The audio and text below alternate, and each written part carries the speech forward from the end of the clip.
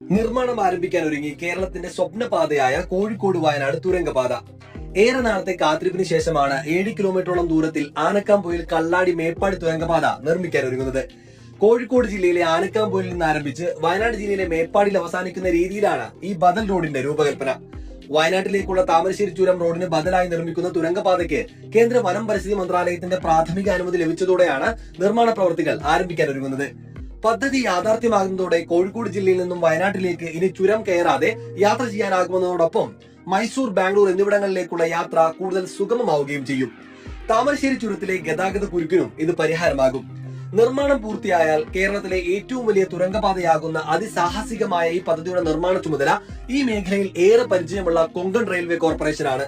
മാസങ്ങൾക്കകം നിർമ്മാണം ആരംഭിക്കുന്ന കേരളത്തിന്റെ സ്വപ്ന പദ്ധതിയായ ഈ തുരങ്കപാതയുടെ നിർമ്മാണം പൂർത്തിയായാൽ വയനാട് ജില്ലയുടെ ടൂറിസം വ്യവസായ മേഖലകളിൽ കൂടുതൽ വികസനങ്ങൾക്ക് ഇത് വഴിയൊരുക്കും.